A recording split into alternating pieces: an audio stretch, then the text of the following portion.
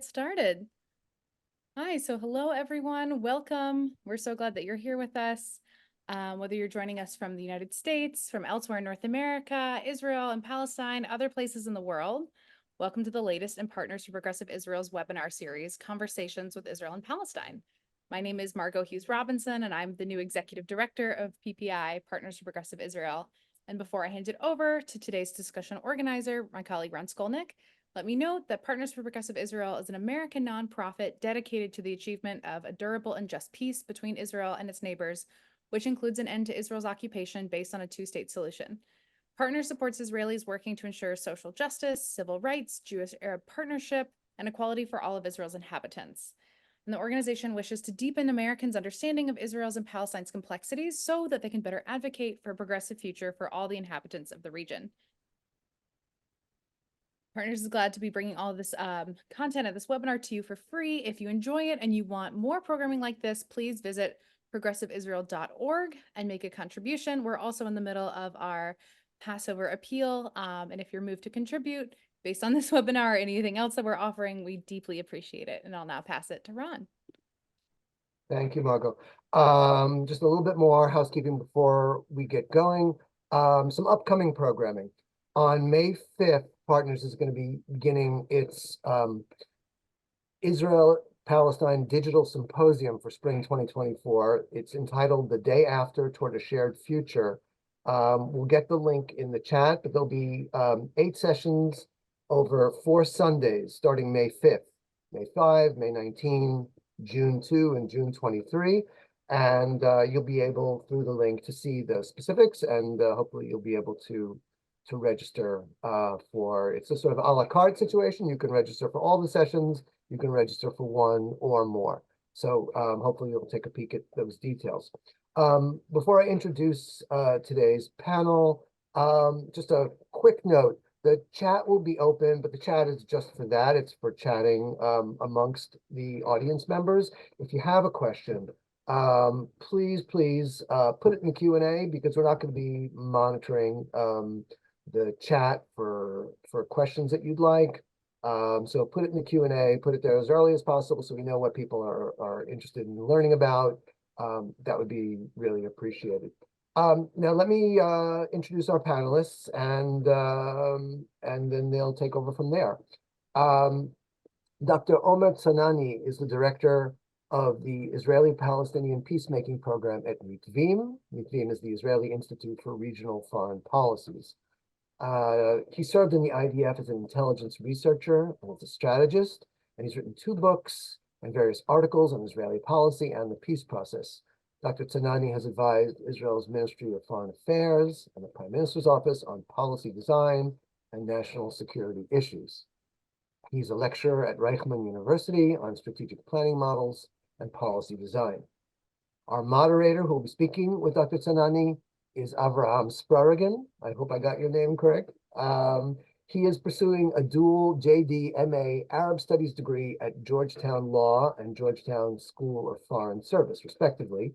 He was selected by Georgetown Law as a global law scholar, and he's completing a graduate certificate in refugees, migration, and humanitarian emergencies at the Georgetown Institute for the study of international migration. He's also editor-in-chief of the Georgetown Middle East and North Africa Forum, editor-at-large of the Georgetown Journal of International Affairs. So with that, let me hand it over to Avraham, and I'll be back at the end to wrap things up. Excellent. Thanks so much, Ron. Thank you, Margot, and the Partners team for having us and for putting on this timely and important discussion. We'll begin here with a short presentation from Dr. Zanany. Hello, thank you. Thank you for having me. I'm very glad to be here. I'll start with really putting the biggest perception that led us to what we call the Israeli initiative that was published, and I hope most of you have seen it. We published it in Haaretz for about 100,000 people in Israel, and it was published in English also. I will start with the basic assumptions that we drawn from October 7, the horrible and the very sad events of October 7. and the war in Gaza. So, and there are two basic assumptions that led us. You have to understand that the basic sentiment in Israel right now is security, security, security. And this led us to this kind of plan, and I'll explain it. It doesn't mean that we're deserting the peace direction, but we understand that peace has to be based on security to both peoples, Palestinians and the Israelis. So what happened in October 7th, there was a real break in the security conception of Israel in at least two dimensions. First, the understanding that there is no military solution. You know, everyone will understand that this kind of conflict known it for years. There is no military solution to the conflict, and military solutions alone can't provide security to the Israeli people. And you know, people seen it in their eyes, in their homes. And this is something very, very important, because this is the basic approach of Israel since at least 1967. And the second one, not less important, is that Israel can't and shouldn't act on its own to defend itself, because the situation is so complex and the threats are so, let's say, complex. The Iranian issue, the Palestinian issue, we can't do it on our own. And this is something which maybe look to people who are out of the establishment in Israel, something that is very normal, very natural. But for Israeli typical security guy, it's a revolution. Israel always thought about defending itself by itself. So those two things are very, very important to understand. And this happened because of October 7th. There are many more assumptions, but I will leave it now. And the second one, which is very important as well, which is linked to the first one, is that the era of conflict management has ended. Now, I have to tell you, it has ended since January, I think, 2023, because Netanyahu, in a way, gave the rope to Smotrich and Ben-Gvir by doing acts of annexation in the West Bank, and really multiplying the settlements in the field. And of course, leading to the coup d'etat that we saw in Israel until October 6th, which is continuing right now in a different manner. But all of these show that the camp that was the majority in Israel of managing the conflict, like this is something that we can manage, it ended. There are two basic paradigms. One paradigm is a paradigm of occupation, annexation, settlements, and continuation of the war. And Netanyahu and Smotrich are very, very close right now in their approach. And this is one paradigm. And the other paradigm that we're trying to put in front of the political echelon from Gantz, from Machaneh HaMamlachti to the left, that says that the democratic liberal camp in Israel, which is still the majority in Israel, has to have a new paradigm, a different paradigm, with learning lessons from the past and with adapting ourselves to the reality, of course. But this is very important. So above this, what we did is what I call 4 anchors for the plan, for the initiative.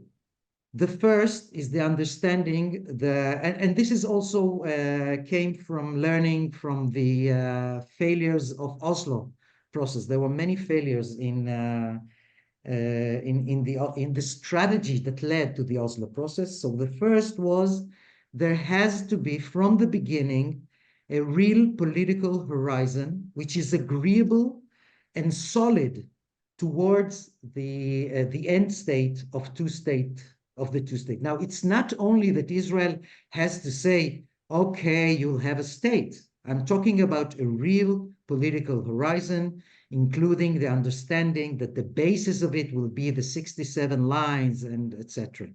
And above it, there will be negotiations later on, but there has to be a concrete, because this is very important. And here I want to elaborate. I was in July, I met with Dr. Khalil Shkaki. You're familiar with the name. He's maybe the most important poll maker within the Palestinian societies, and he's considered as a most reliable source for understanding the trends in the Palestinian society. And he showed me something amazing, that in the 90s, in the era of Oslo, the support in Hamas and in terrorism was about between 10 to 13%. And on the other hand, the support in the Palestinian Authority was about 85%. And the picture is completely, and I'm talking about before the October 7th, the picture is totally different. Hamas and terrorism, the support within the Palestinian society, mainly in the West Bank, by the way, more than in the Gaza Strip, is more than 80% right now. And the support in the Palestinian Authority dropped down less than 10%. So there's a lot of work to do. This is one understanding that we're having from it. But the most important thing, it's a security element. Whilst both peoples have a political horizon, it means Hamas can't recruit as many people as he wants, as he used to have today. Everyone, every second, or even more than that, people want to make suicide or to make an attack, and this means it's something very, very real. This thing of political horizon. It's not only about giving hope to people, which is very, very important. The second idea is what we call in Mitvim the Palestinian statehood. While we understand that we're going there, we can't allow ourselves to do the wrongs of Oslo and stop every minute and still discuss whether it's a state or autonomy or something. We need a Palestinian state for the sake of our security, because it saves life. The security coordination with the Palestinian Authority saved life. It was proven. And most of the heads of the security apparatus said it, even the last months, to the government, and they won't accept it.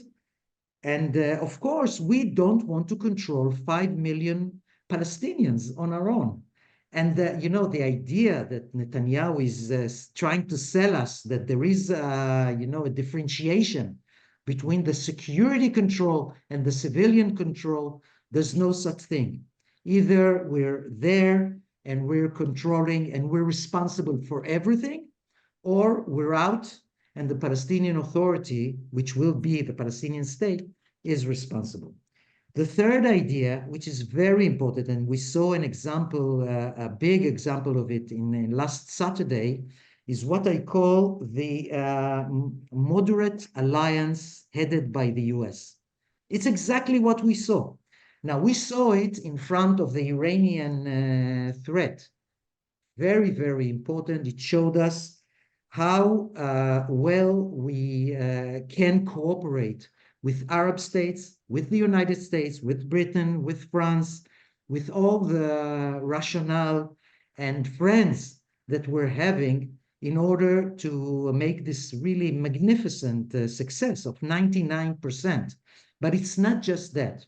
This is really important because we understand, and I remind you, in 2003, there was the Arab initiative, and since then, it's still there as a present. Ami Ayalon, ex-General Ami Ayalon said that this is the biggest victory of Israel in the war with the Arabs, the Arab initiative, because it said, yes, after the 3 no's of that we remember from 67, there are 3 yeses, okay? Not only to acknowledge Israel, but to accept Israel as part of the Middle East and to have normalization for Israel in the region. So this is really something very, very important, and it not includes only pinpointed solutions and payments that the Arabs can assist us, but also even in the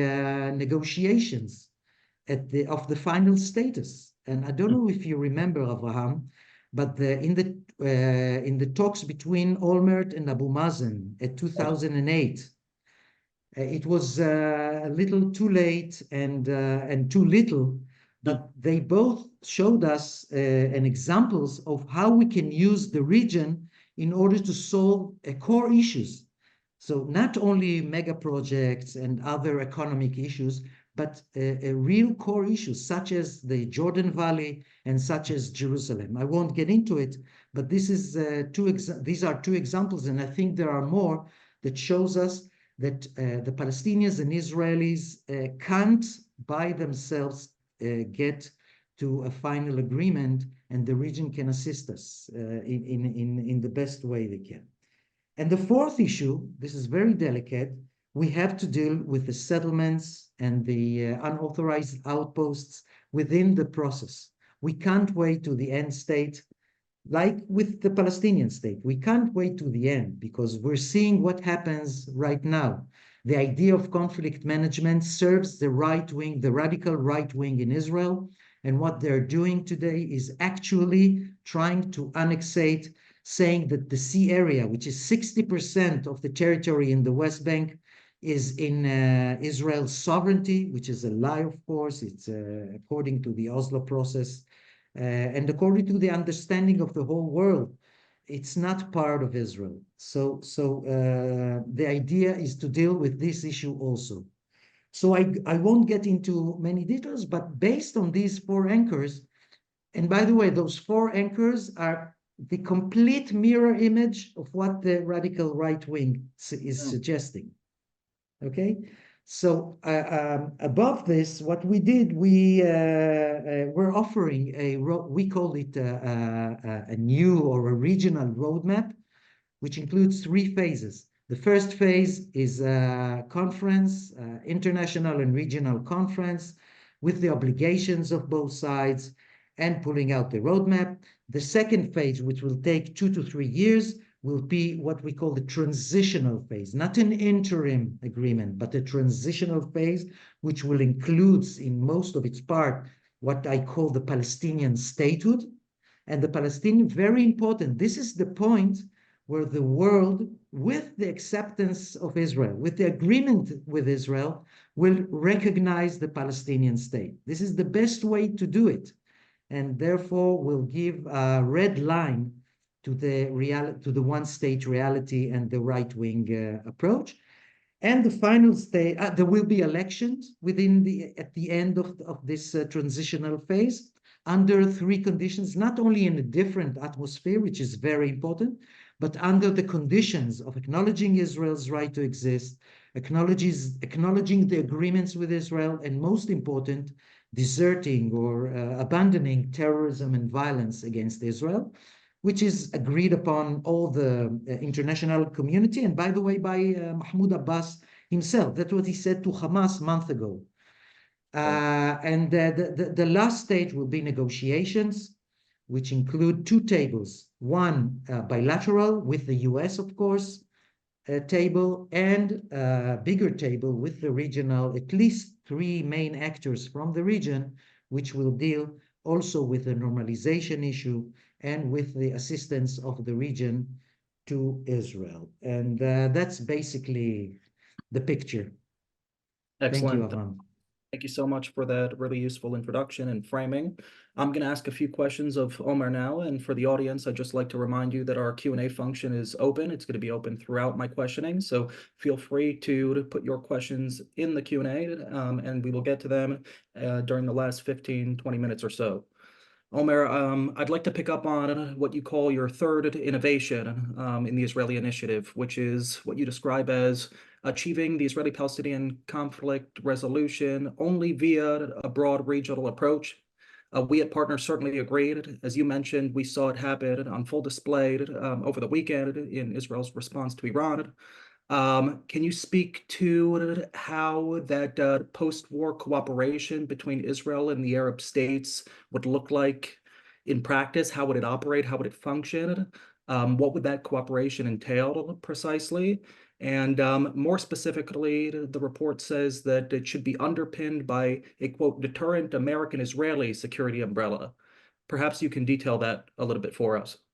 Yeah, that's very important. I forgot to say it, that alongside the Palestinian-Israeli roadmap, there is, alongside that, building an alliance, or some would say coalition, because, you know, an alliance is something very troubling in Israeli minds, because you're not supposed to go to Yemen to fight for the UAE, for example, and vice versa.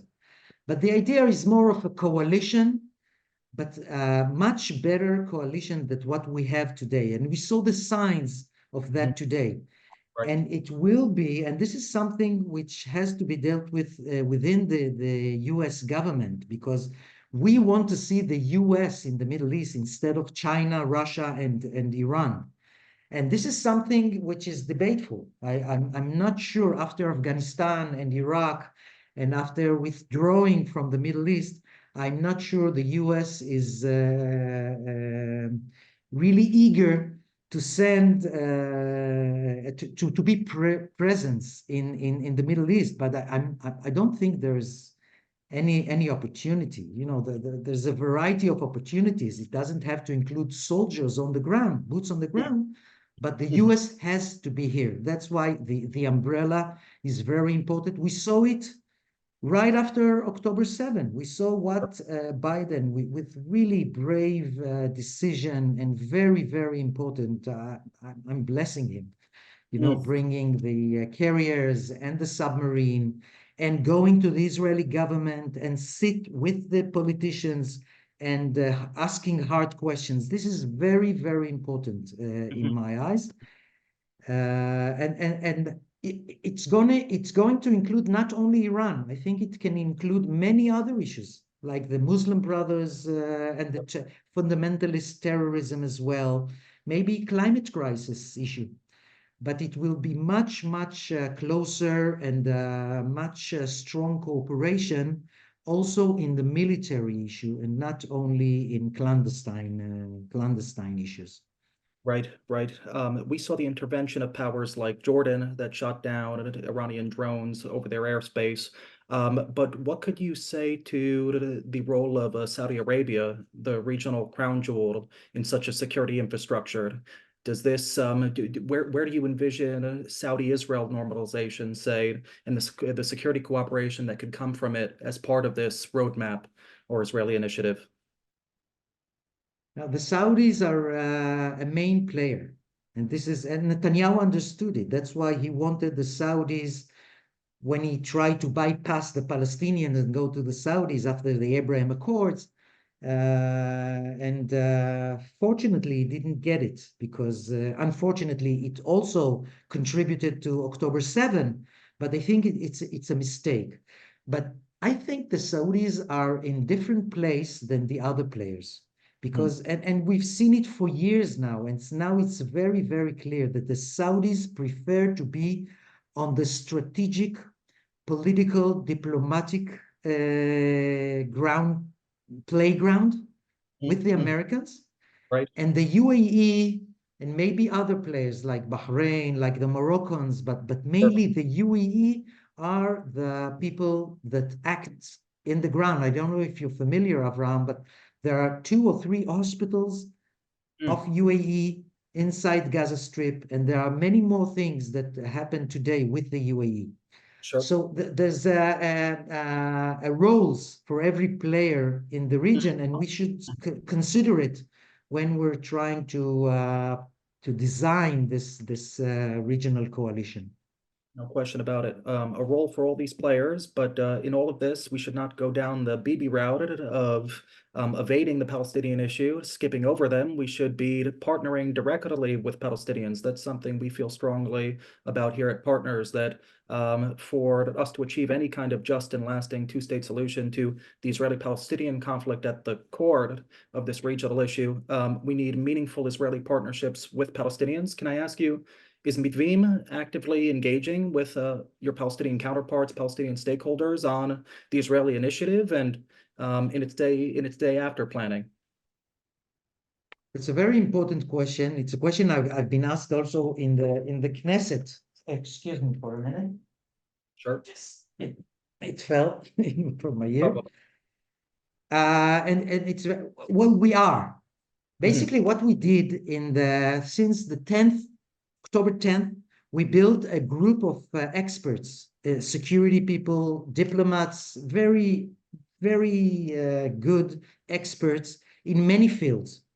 And within this process, we took at least two Palestinians that we discussed with them the picture. This is one thing that we did. But what we're doing now, and by the way, we're having applause from our Palestinian partners that say that the roadmap is quite good. You know, some of them say to me, it's no time for negotiations right now about the final, because they have many things to say about the state of the Palestinian Authority and about the situation. Everyone understands that it has to be gradual. Now, there are conflicts between us about some of the issues. You know, it's not very smooth, but we're not only testing it with the Palestinians, we're preparing for a dialogue with Palestinians, not formal dialogue with the PA, of course, but with people that were involved in the Israeli-Palestinian process from the beginning of Oslo and some of them later on. Okay, excellent. No, we're glad to hear that important outreach to Palestinians is happening. You mentioned potential disagreements, points of contention in the Palestinian approach. One such area of disagreement might be the unilateral efforts we're seeing on the part of PA Chairman Mahmoud Abbas at the moment in his pursuit of entry as a full member state into the United Nations. I wondered, we're reading about that in the news. There's extensive reporting on it. Can you speak to whether or not that development would be conducive to achieving what you lay out in your roadmap? How do you see it affecting an Israeli initiative? I just wrote about it on Twitter that the real meaningful thing that will go out of it is another debate and conflict between Israeli government and President Biden. Because the US probably doesn't have a choice. This is something that we have to think about, but there will be probably a veto from the US side because they tried to maneuver Abu Mazen and to tell him not now. So it is a problem, but I can understand the act of Abu Mazen. He's saying for years you're telling us this is not the right moment, this is not the right moment. But for my eyes, this is exactly the points that we are going mistakenly inside a minefield. Exactly like happened in the past in many other issues when we said we don't want the PA, when we said we'll go to inside Rafah without talking to the Egyptians. It's like going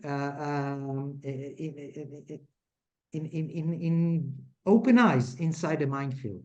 This is really wrong. Certainly. Strategically for Israel. Certainly. At this point, I want to remind the audience again that the Q&A function is open and we'll get to your questions pretty soon. I have another one or two for Omer before then. You laid for us in your introductory remarks the various phases of your roadmap of your Israeli initiative, the opening phase, including the convening of an international peace conference. Can you speak to us about which actors you envision will be convened at such a conference? Will they be governmental as well as civil society actors? And we actually got a question from the audience on whether or not we have to go beyond state actors and start empowering grassroots pro-peace organizations on the ground. So will they be in attendance at such a conference? And the all-important question of who represents the Palestinians, the PA, other elements of the PLO. What can you tell us about that? There are many complexities. I agree, but for the first question, I totally agree that there has to be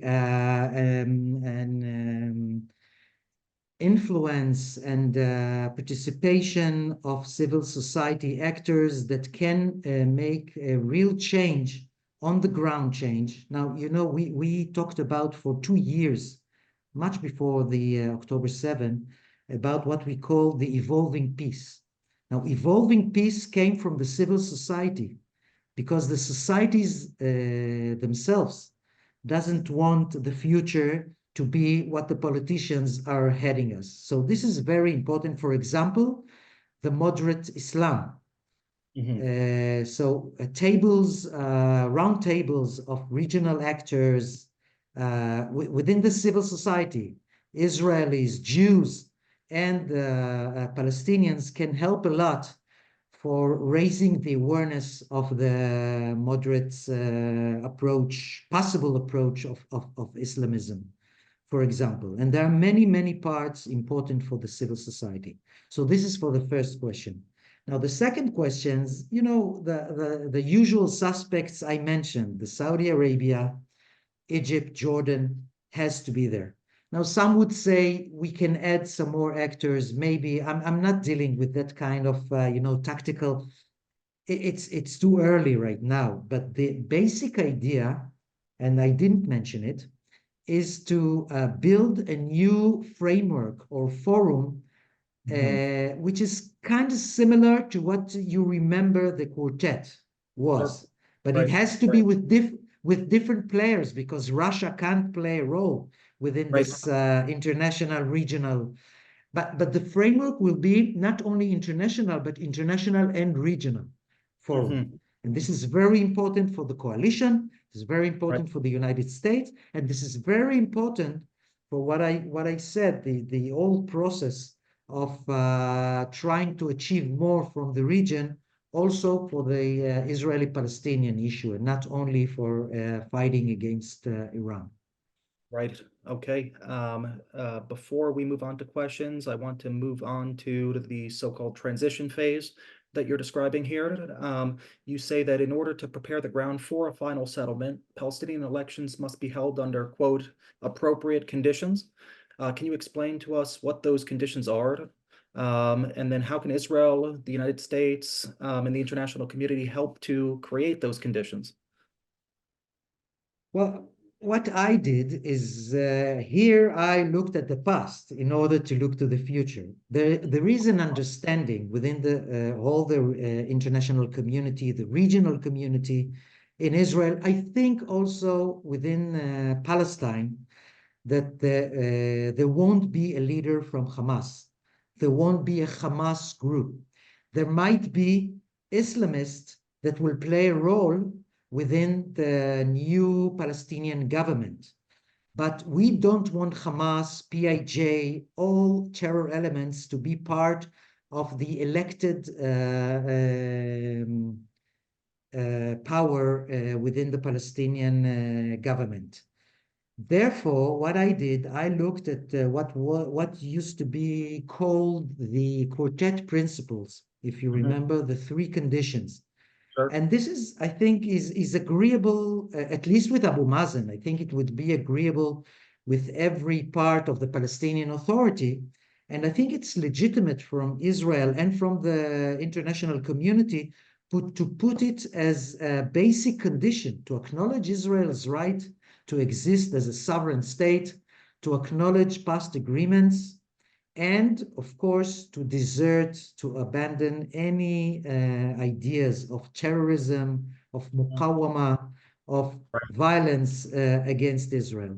So when you take this and the atmosphere that will be totally different in 2 to 3 years under these conditions of transitional phase and under the political horizon, I think it will lead to a proper, legitimate, moderate, but effective new leadership in for the Palestinian people.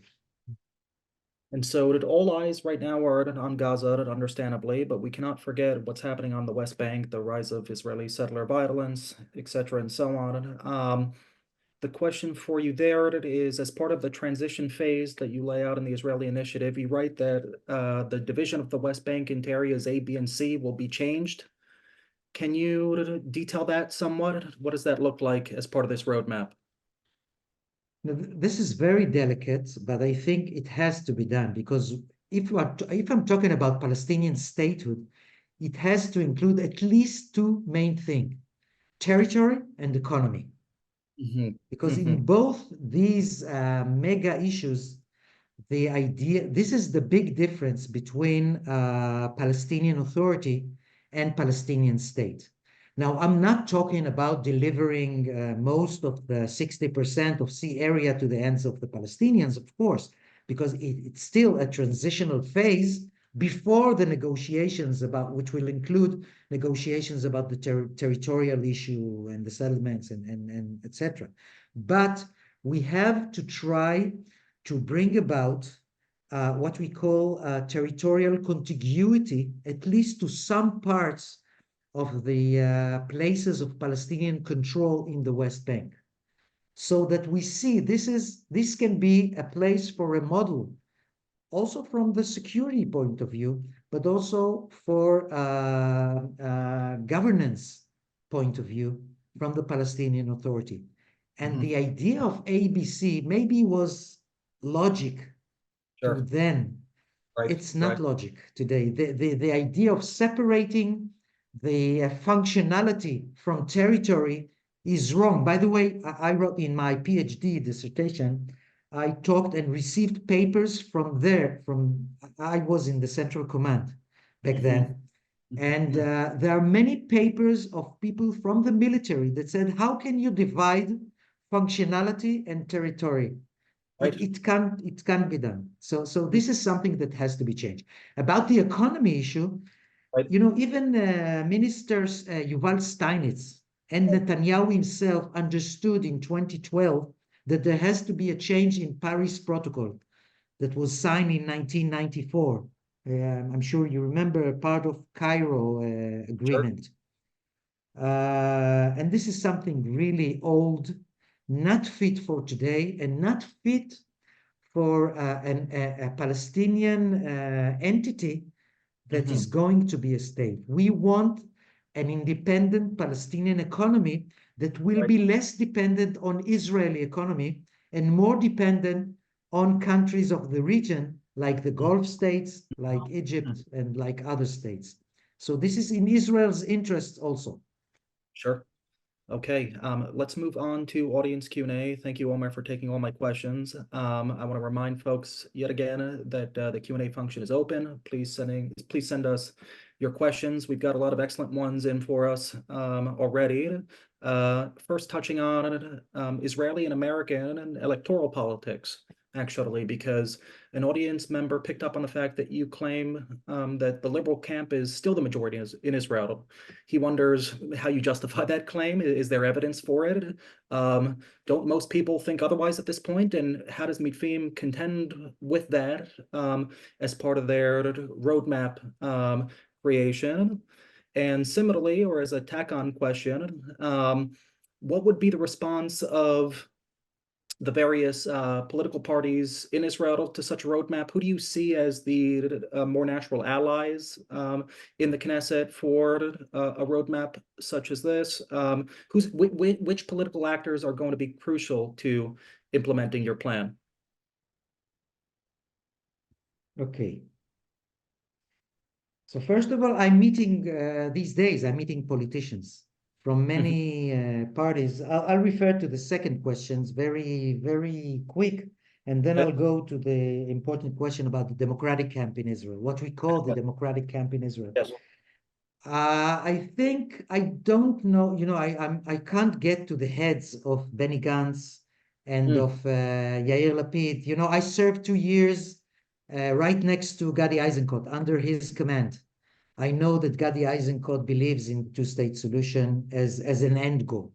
But you know, there are ways, you know, some of my friends, which is one of the biggest experts on the Palestinian-Israeli conflict, told me that the biggest problem of Israel is the center in Israel. It's not the radical right, because when we take, and here I refer to the first question, when we take the numbers of the mandates of today that there are polls in Israel, and we're seeing that the picture is quite clear.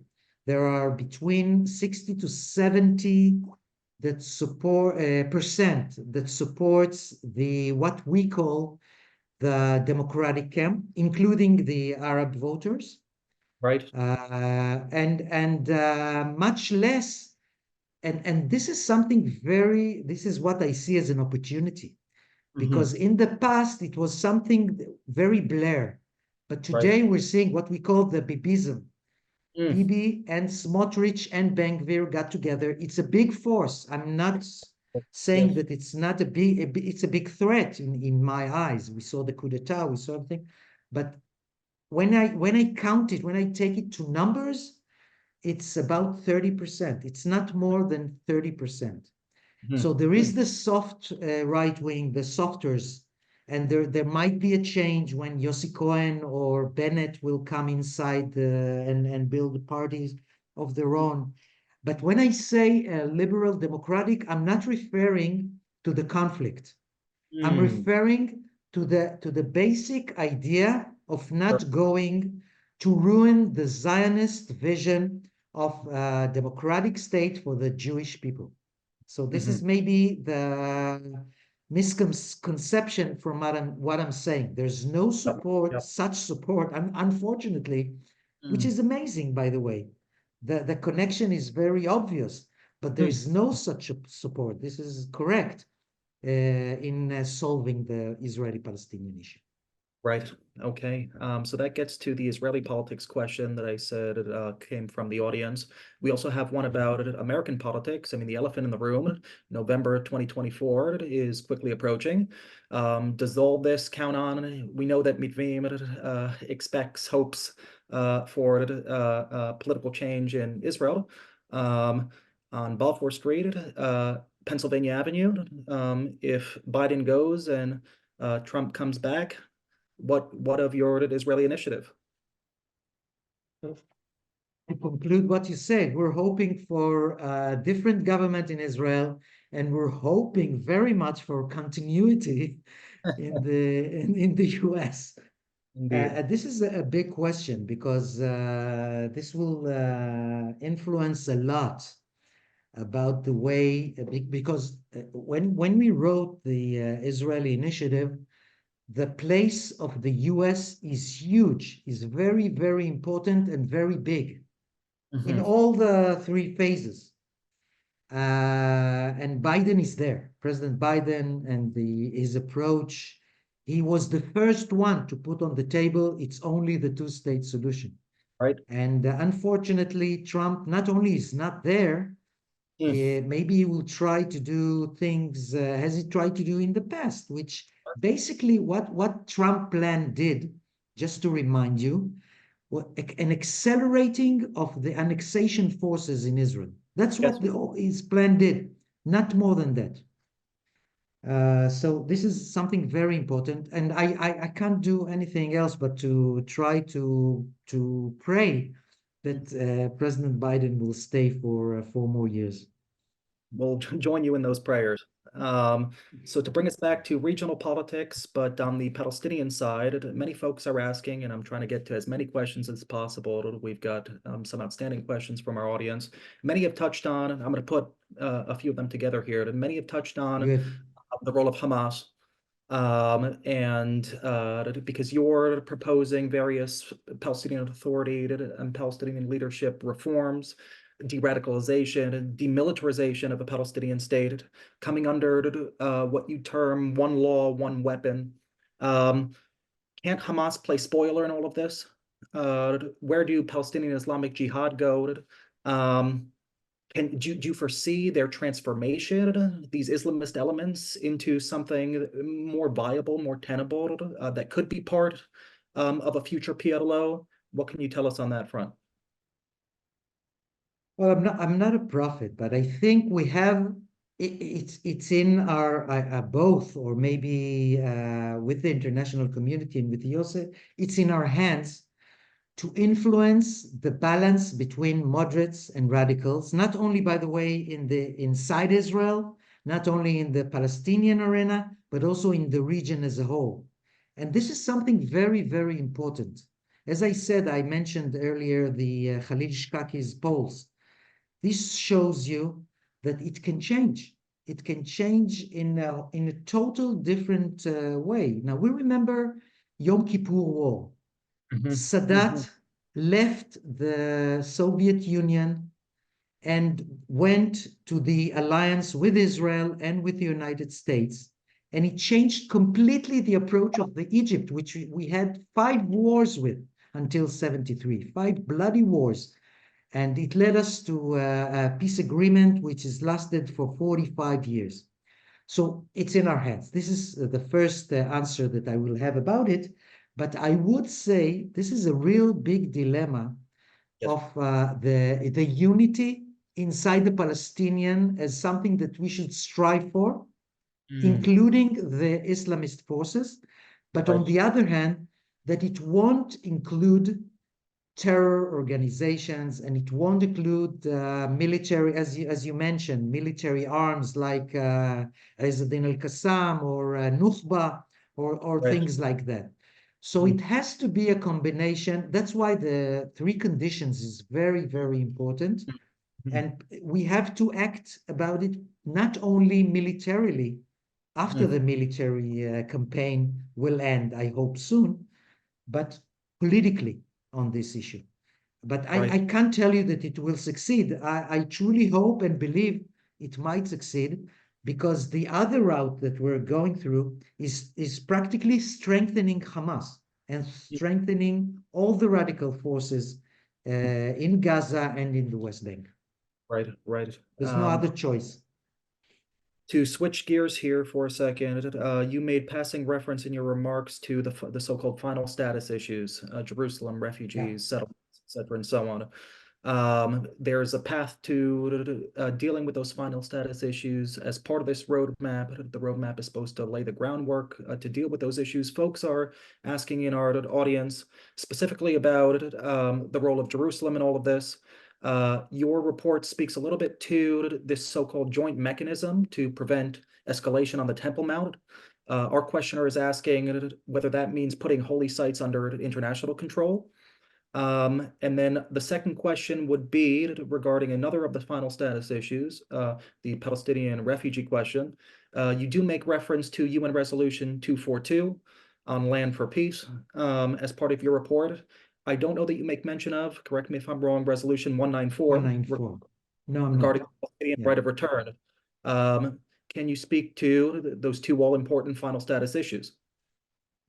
So first, I will refer conceptually to the idea that ruled the table, the negotiation table in Camp David and the Annapolis process, in all the talks that we had with the Palestinians, including, by the way, the Mitchell round in 2011 and John Kerry in 2014, 2015. The basic idea was all or nothing, which means nothing is agreed upon until everything is agreed. Now, this is a terrible idea for both sides, because this means that we're waiting for an agreement to come, and then suddenly we will have peace.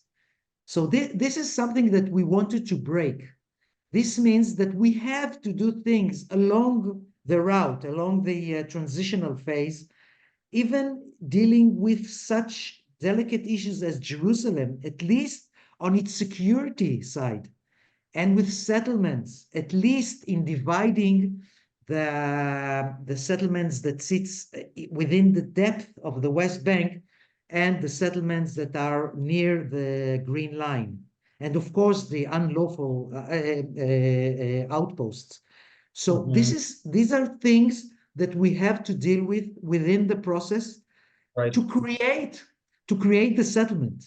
We can't wait for an agreement and then start to think about, okay, how we'll deal with the settlers, how we'll deal with Jerusalem. And this is something that we can test for ourselves. It's important as yet. Now, specifically to the question of the Temple Mount, By the way, it's a mechanism that can be dealt with with other saint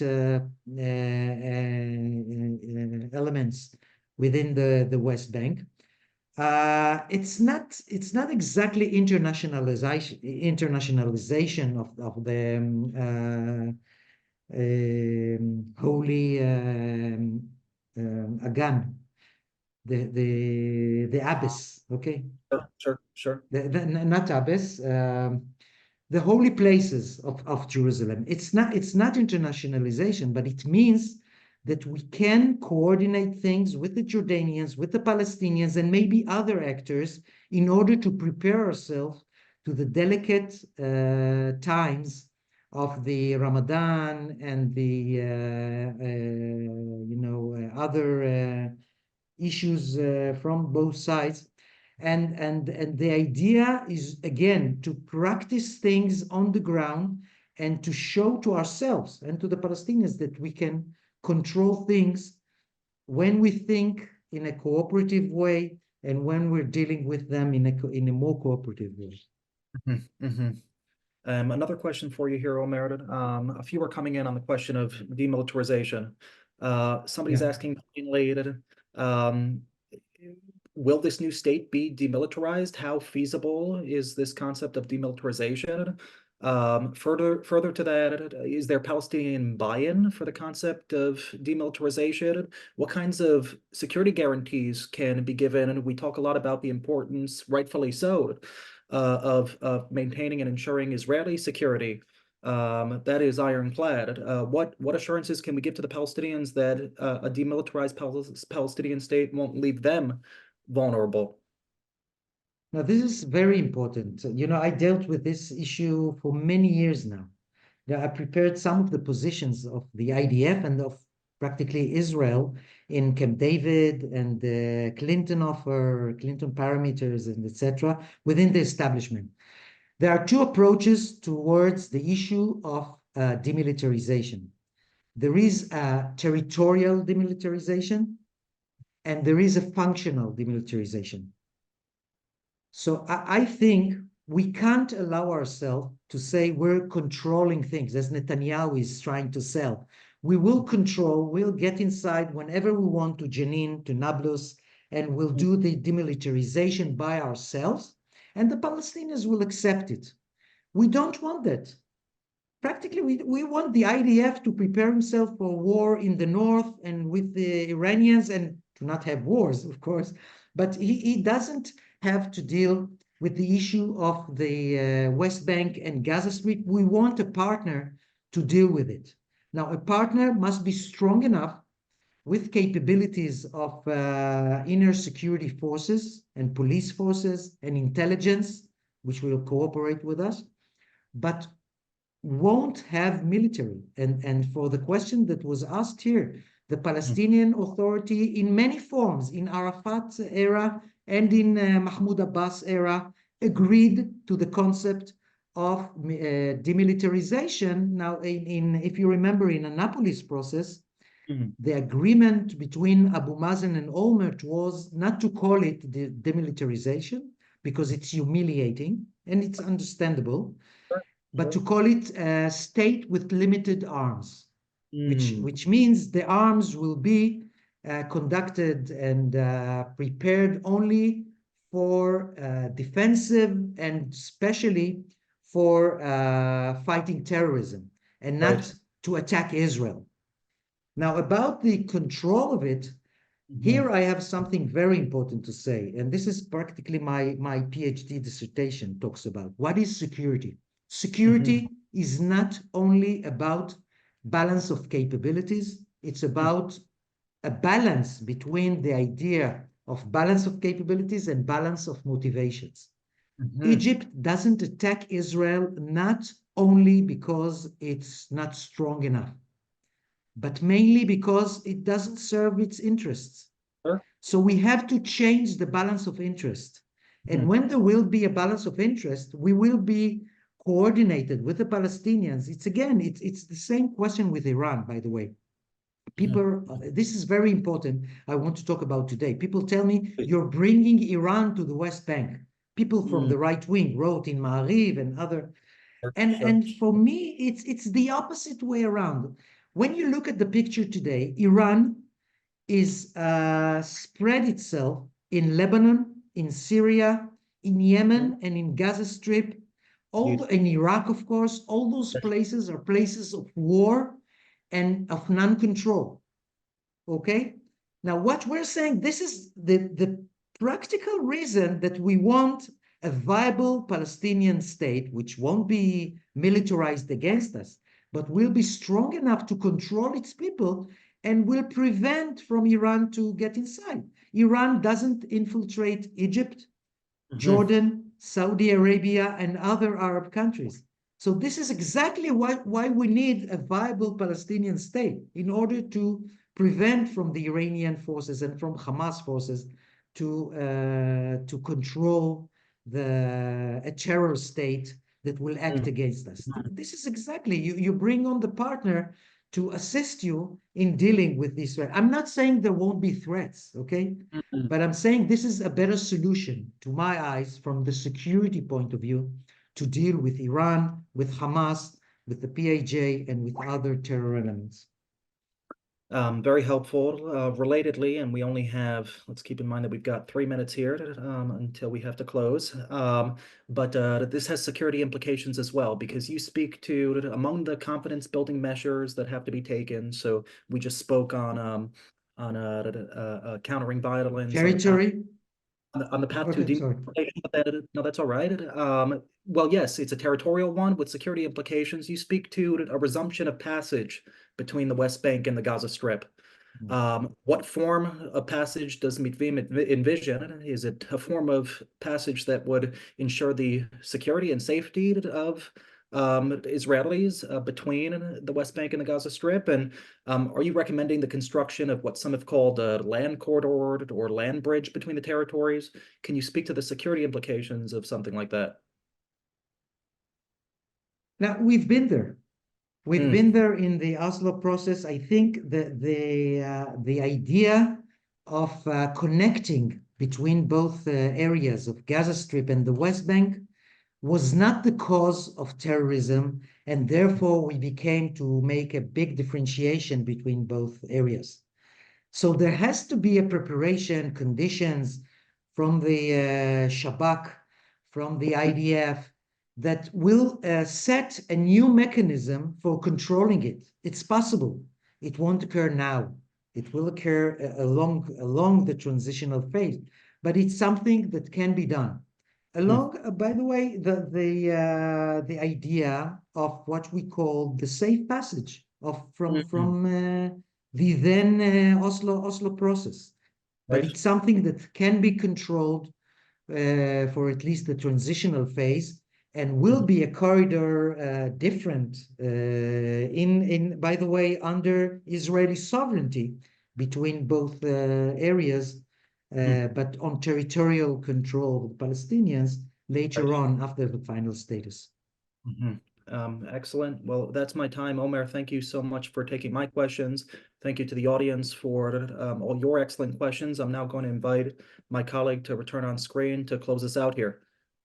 Thank you. Thank you, Avram. Thank you. All right, thanks everyone. Thank you, Omer and Avraham, for what I thought was a fascinating conversation. Thanks to Rabbi Margot Hughes-Robinson, who you might have caught at the beginning, Partners' new executive director, for joining us. The one comment I have is that one of the things that Prime Minister Netanyahu has done is cause people to feel the inevitability of the conflict, and engendered a sort of sense of hopelessness, and therefore a needlessness to think deeply about solutions. And so I'm so pleased that Omer and Avram had this conversation to show us that there are ideas. You just have to, and it's not even about faith, you just have to apply yourself and think about how solutions can be made. And I'm very grateful to Omer and all of the Mitvim staff for putting these ideas in play, because Israel's current government has left a deep chasm That's my comment for the day. Thanks everyone for tuning in. I'll just make a quick note that, as I said in the beginning, Partners is starting its 8-session Israel Symposium on May 5. So in the next minute or so, while we're still here, you can catch the link in the chat. And again, also just to repeat what I said in the beginning, today's program has been free, as you know, but generous contributions are what enable the organization to deliver these events at no cost. So if you can, especially now during the Pesach appeal, visit progressiveisrael.org, check out the website, and if you can, please make a donation. That's all for today. I hope you can join us next time. Chag Pesach Sameach, Azis Pesach. Happy Passover to everyone. Take care. Thank you. Chag Sameach. Thank you for having me. Take care, everyone. Bye-bye.